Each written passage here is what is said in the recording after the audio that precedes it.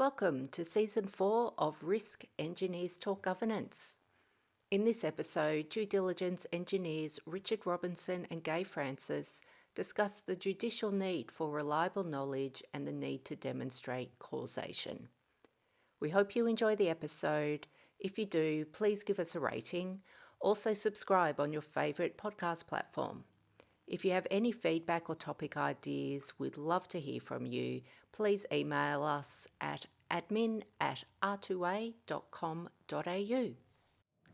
Hi Richard, welcome to a podcast session.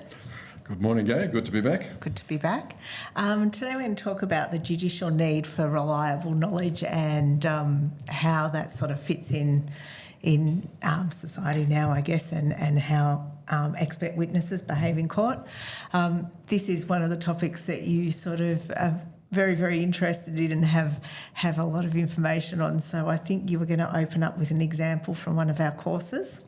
Yeah, the difficulty here is that in order for the courts to come to a decision, they have to have an understanding of what went wrong, and more to the point, if there was something that could have been done by somebody in the process, that if it had been done would have stopped it all going wrong. And if you can't come to a clear understanding what that is, then making a decision becomes very complicated. Now, the simplest way to do this is just to explain a case that went through courts, and we use it in our training a lot. And that's about a woman who alleged she'd slipped over outside the freezer area of a supermarket. There's no doubt she'd gone over because she'd had a laminectomy. That's where you take a piece of bone from somewhere else in your body and fuse two of your vertebrae together. So I turned up with her shoe, a kilogram weight and a spring balance, trying to work out how slippery the floor was. So I park the kilogram weight on her leather-soled shoe on a lino floor, and I drag it around the floor, working out the coefficient of friction, static, dry, static and dynamic, wet and dry, and work out whether the floor was slippery or not. As I have mentioned, if you want to feel like a bit of a goose in a public place, I can recommend putting a kilogram weight on a woman's shoe and dragging it around the floor. You get some weird looks. Anyway, I got a good result, so I then trotted over to management and said, guys, what happens if you get a spill? And they said, we've trained our people. If we see a spill, we put up those plastic posts and tape and we block it off. And we're out there with buckets and mops, and we don't take the tapes down and the poles away until the floor's back in pristine condition. So I had to go back to this woman and say, look, so far as I can tell, there is nothing which this supermarket has failed to do which will lead to your slip, fall and injury. Tell me again what happened. She said, well, actually it's quite interesting. Actually, I actually fell forward. I said, well, that's interesting, because the comedians have got it right. If you step on a banana skin, you tend to fall on your back, but if you trip, you'll tend to fall forward. So I said, that sounds like a trip. So I trotted back to where she said she'd fallen over, and precisely where she said she'd fallen over, there was a little access hatch in the lino floor with a little bronze lip around the edge, and it had a sort of a lip of a few millimetres, and she was wearing strapless sandals. So I reckon what had happened, she'd been walking in the supermarket for 15 minutes. As she walked over this little hatch, the heel caught on the back of the hatch, which stopped her foot, which means she fell forward. So what this means in causation terms, if she sues the supermarket because the floor was slippery, which led to her slip, fall and injury, then I don't think there's a case to answer. But if she sues the supermarket for her trip, fall and injury because they failed to maintain the floor in level condition, I think there is a case to answer.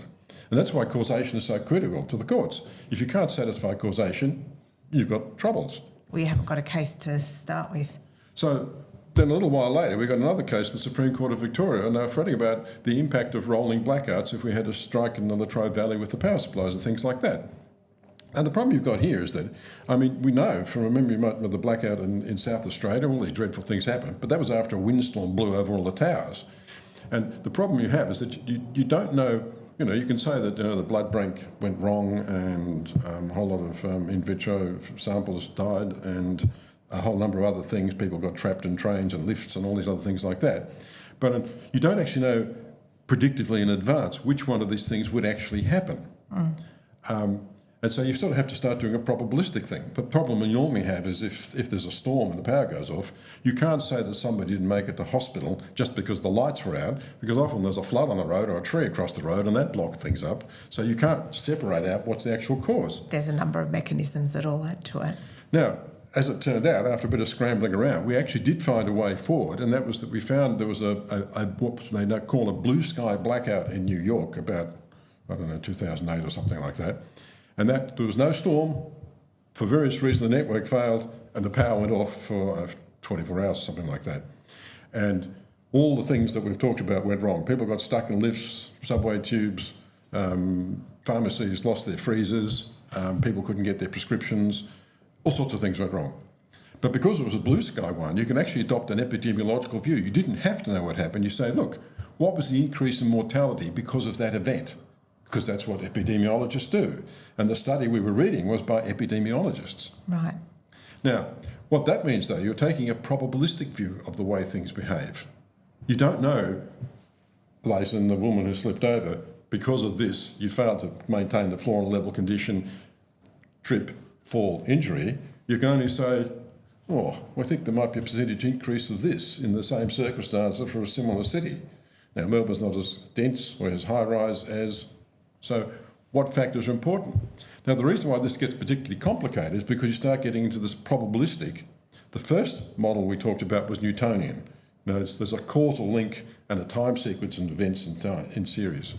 With a predictive model like an epidemiological model, you can't say that's the case. I mean, that's part of the problem with the COVID work. You could do these mathematical models, but you can't say that's definitely what's going to happen. There was never that nice, crisp connection. No, there were too many mechanisms that led to all of the consequences that come out of it. Correct. And that's why Schrodinger's cat popped up, if everybody's heard of that in popular culture. But basically what it was talking about was the fact that when you start talking about atomic decay and things like that, you can't predict it. You can put a probability number on it, but you can't say in the next half hour that this one thing will happen. I mean, the way Schrodinger's cat worked, it was sort of a thought experiment of I thought, a pretty robust sort. Basically, you put a cat in a box with a poison container and with a radioactive source of some sort, and if there's a certain decay in that radioactive source, it'll set the poison off and kill the cat. And so you don't know if you put it in there for an hour, but you can't say whether that event will happen or not. You don't know whether the cat's dead or alive. And the only way to find out is to open the box up to have a look, which, as I said, I thought was always a fairly macabre sort of example, but everybody kept talking about it, so that's what you do. Now, you can see from the point of view of the courts and the possibility of causation that if you say everything is strictly probabilistic in nature, that things don't happen because there's a causal link or to which you can assign liability or responsibility, how can a court make a decision? You're in a very difficult situation. Now, obviously, in the case of the Supreme Court we were doing here, we could actually say the mortality basically in New York increased by about 30% during that blackout. And if you know what the mortality figures in Melbourne are, obviously we're a different city, but you could say as a first cut, quick and dirty, but it's still a pretty rubbery first cut. There's not a direct link between the two events. If this, then that. You don't remember common law is done on the balance of probabilities? Well, that's really hard to show. And if you start talking about beyond reasonable doubt, I do not see how a probabilistic basis of causation could help a court at all. So going forward with the way that information is at the moment and the reliability of that, the courts are still relying heavily on the experts to get it right. Correct.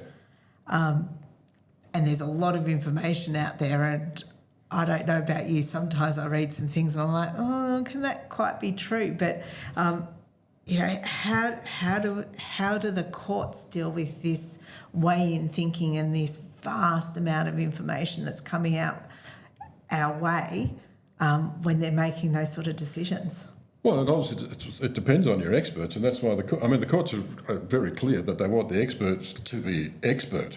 You were talking about that other example which we use in the course, where a storeman hurt his back. Yeah, tipping up a 44-gallon drum, which was lying on its side, and the lower court took the advice of an orthopaedic surgeon that if you've got a 400 or 200 kilogram drum lying on its side, that's a 200 kilogram lift to tip it vertical.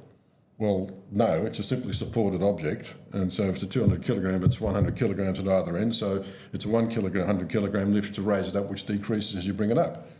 Well, it took the High Court of Australia to work that out after 2 Supreme Court appeals. Now, and that was because the data that went into the first trial judge, who was not a physicist, obviously, and I'm still not too clear how the High Court became aware of this distinction, But if you get a bad input, you will get a bad output. And that's the advice we got from Engineers Australia. I assume that they've got their lawyers are good on that. What's a fact between sensible and smart? Is it what actually happened? No, most emphatically not. At best, it's what the trial court, the trial judge or jury thinks happened. But the trial court the trial court may be hopelessly incorrect. But that doesn't matter legally speaking. Because you've got to remember, the reason why we have courts isn't so much to get it right, is to make sure we stop escalating events. It's about due process. It's about due process and getting a decision. At one level, it's more important to have due process that a decision we can live with rather than actually getting it right, although that would offend an awful lot of people I know. I think it's an interesting space, and especially the way the world's going.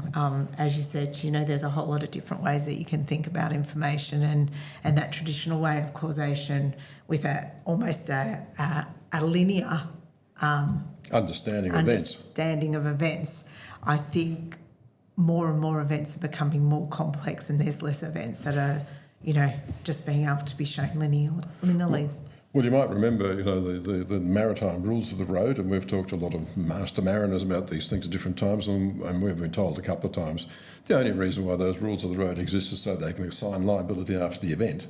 If you can't stay away from each other in big ships, you've got more problems. You've got more problems than that. And so, but after it's all gone wrong and somebody's sunk and the people have been drowned, you need a way to make a decision. And so you have these rules which are more about making decisions in hindsight sometimes than they are about preventing things from occurring in the first place, which, speaking as due diligence engineers, we find a frustration.